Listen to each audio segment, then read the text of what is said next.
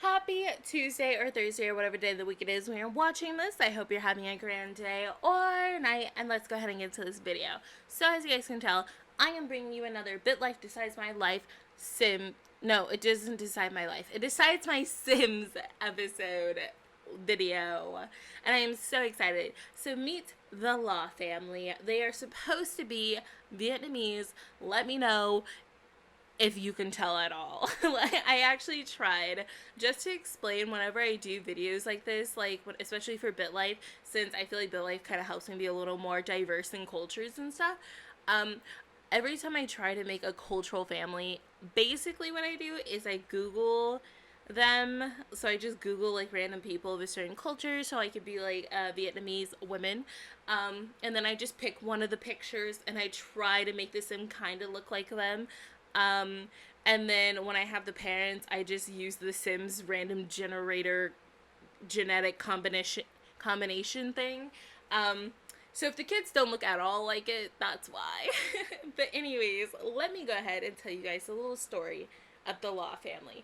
So, as you can tell, the first man we had was Ben Law. And Ben Law, I hope I'm saying it correctly. If I'm not saying any of these names correctly, I am so sorry. But anywho, Ben was in the military, so that's why he's a pretty athletic man, and he is also a huge animal person, so he just loves dogs and cats, and like he just adores animals, and that's literally all of his identity, especially in The Sims, because 3 character traits and all. Anywho, no shade. But anyways, Ben ended up marrying Kim, and Kim was actually a brain surgeon. So she is very family oriented, she's a genius, and she's good. And basically, that just only made Kim want to have children. She already had a career by the time she married Ben, and she was like, I want some kids. I'm already great in my career because she was a brain surgeon, for goodness sakes.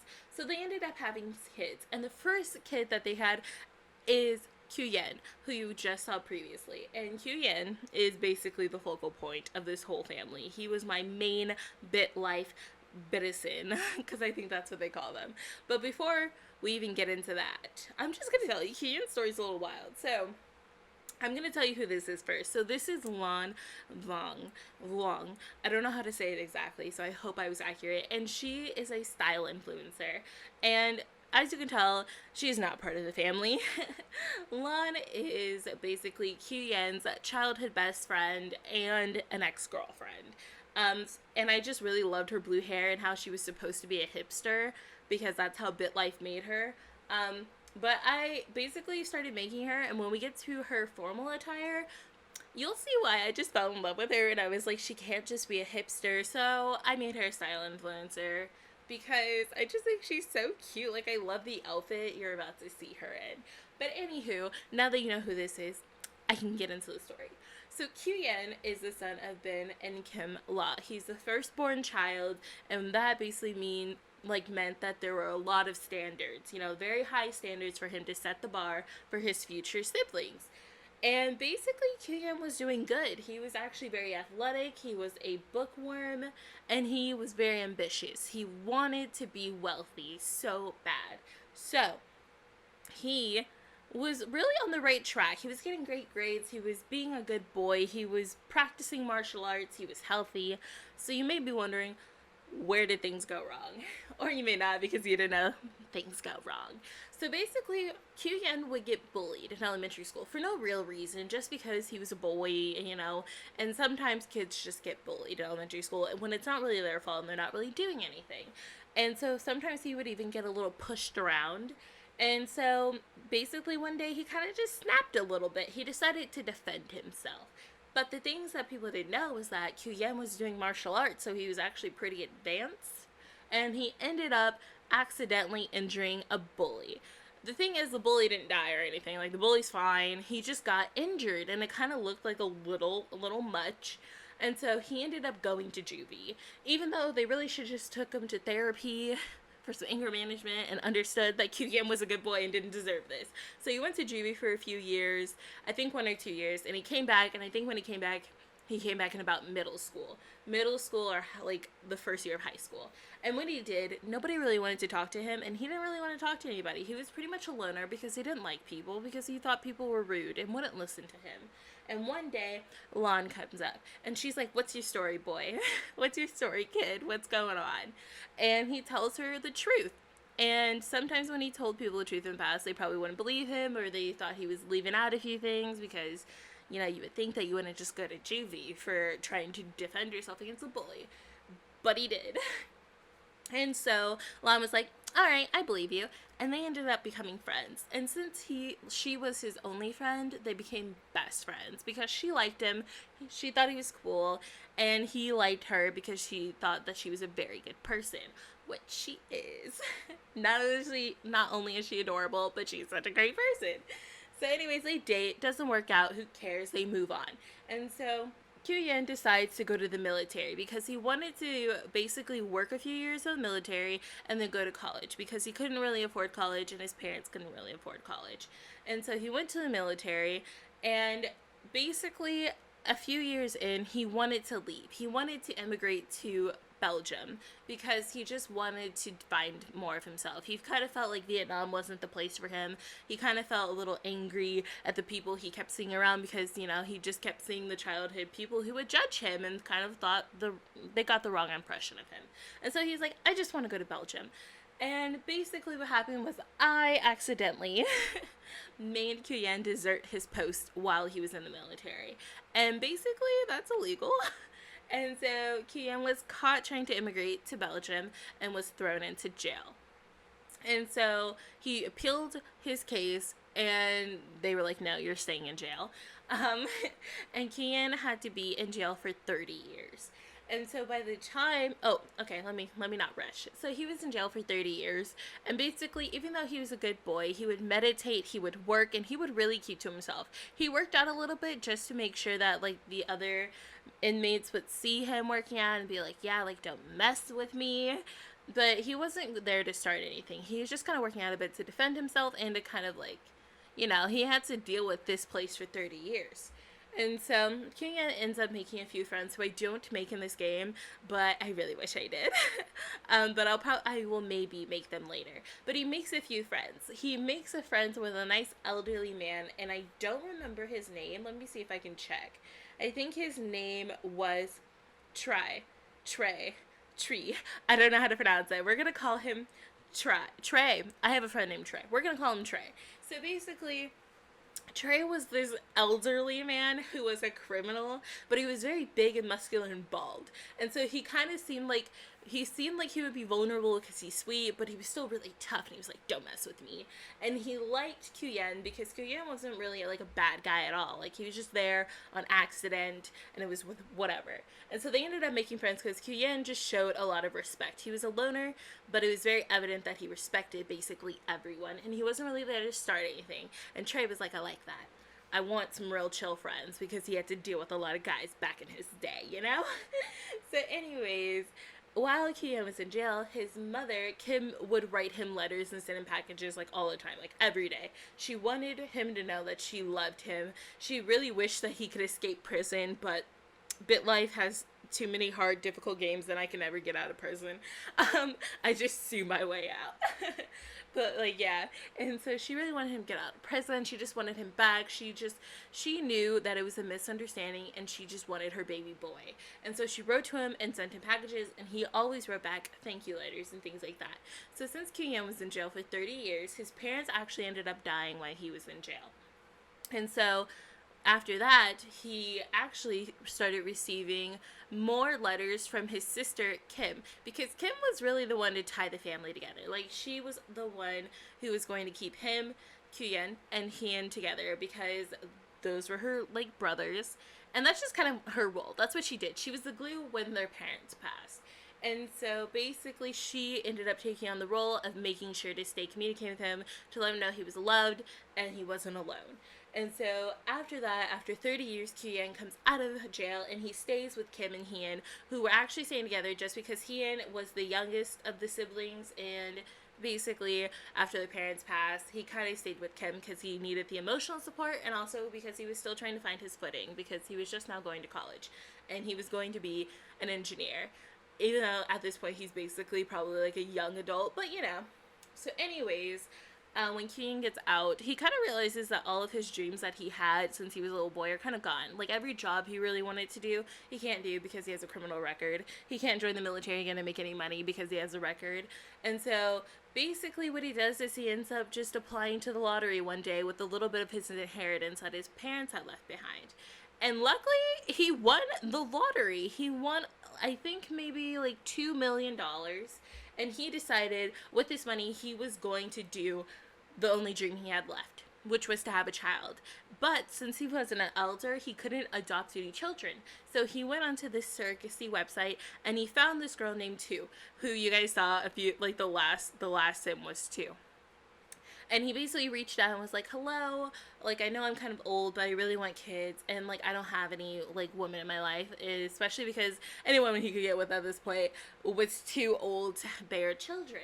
And so he was like, can I please pay you 50,000 civilians to have my baby for me? It's going to be through surrogacy, so nothing's going to be weird. And she was like, yep, got you. We're going to do that. And Two, just really, she wants to be an actress. She's a young adult and she wants to be an actress. She doesn't really have any college education and she hasn't really caught her big break yet. So she's kind of just looking around for little, like, not really odd jobs, because I feel like surrogacy isn't really an odd job, you know? So this is kind of just, she decided to like try it out. So she's like, why not? And so Two did have Kian's baby for him, and that's the sim you're seeing right now. And this is Tuyen. And Tuyen is such a smart kid. She loves her dad. She's a huge daddy's girl, and she is a genius. She's ambitious, and she will be family oriented. But she has a real passion for computer science. She thinks computer and programming is really cool because she kind of sees like the interesting magic in computers. You know, the things that you can do with technology these days, and she kind of wants to add to like its advancement. And so basically, Qian just spends all of his time, money, and attention on Tuyen because he just wants her to have a good life. And he wants her to have better opportunities than he had, and hopefully to not be misunderstood.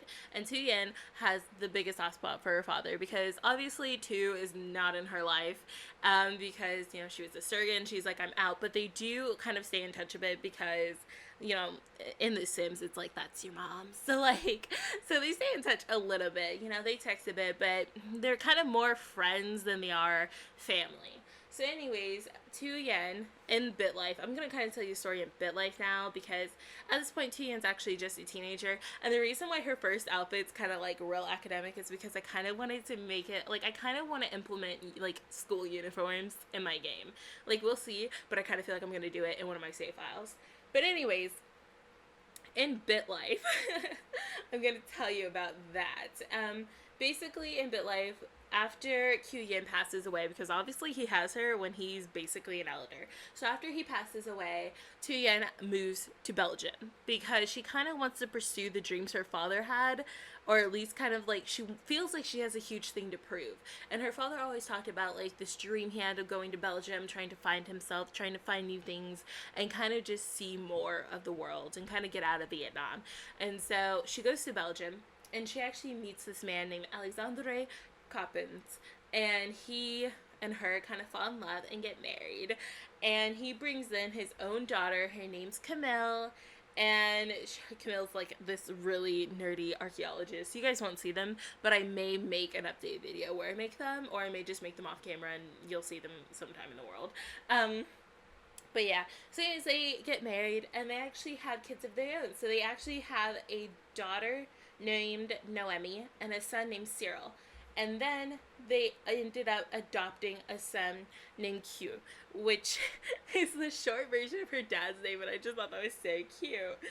And they ended up getting a brown Irish setter named Izzy, which is, you know, a dog named Izzy. And that's kind of where their story is so far, but I think it's really cute. But obviously in this game, basically what I did was the parents do end up like dying like instantly, just because that's kind of how the Bitlife story goes, and so that's what happens. So I kind of like, they kind of die like quick, but in Bitlife, Qian is still alive. He's just old. And we have Kim, who is so cute. Like, Kimberly is such a power woman. Like, as you can tell by her attire, this is Kimberly, the sister, and she's such a power woman. She has very high standards. She's not going to settle for any man that can't match hers, because since she's worked so hard in her career and she has such a strong interconnected family, she really doesn't have anything that's going to let her be held back. So she's not really ready to settle for a man, and she's made it so she doesn't need one either, because she doesn't like relying on people. And then we have Hien, which honestly, I kind of forget if I make Hien. I think I make Hien, but I don't remember. I'm pretty sure I made him. Let's believe I made him. But anyways, we make Hien, and Hien is an engineer, like I said before, and that's literally the only real thing about him. In Bitlife, he does have an adopted son named Trey, and he's an adorable little nerdy boy, and he wears glasses, and he's so cute. But yeah, so that's kind of the story. I kind of wish that I could make their friends, just I haven't had the chance to make the friends yet. But anyways, as I'm well, not really recording, but as I'm doing the voiceover, it is November 4th, and I think you know what that means. It's the day after Election Day, and obviously elections are still getting tallied and pulled in and things like that as of when I'm talking, but I don't know when I'm uploading this video. But yeah, yesterday was a very big day. Like, I was just staring at my screen the whole time. I had a job shift, and then like I think I forgot what I was doing. I was doing something. I was either playing Bitlife or Sims or watching YouTube, and then this person I love that, this person, my person, you know, Grey's Anatomy people, you know what I'm talking about. My person let me know that basically he started talking about the election, and I had forgotten for a brief moment that it was election day, and so I like rushed onto YouTube to find any live stream of one of the news networks so I could watch the election, and I ended up watching the election from I think 4 p.m. to midnight. And then I was like, the moment I like got into bed and I was watching on my laptop, and the moment my laptop died, I was like, okay, like I'm going to sleep. Like and I woke up today and I didn't have the biggest headache, actually. Like, I've had far worse headaches. I just had a bit of a headache, and it grew a little, and right now it's subsiding. But that's kind of, like, what my day has been looking like. Besides that, we've just had midterms, and I only really had a midterm in my financial accounting class, which was kind of terrible because I don't think it went well at all. But I kind of just, like, stopped stressing myself over about it because it's not worth that much in the grand scheme of things. Anyways, thank you guys so much for watching. I hope you have a grand day. Hope to see you next time. Please comment what you think down below, what videos you'd like to see. Goodbye!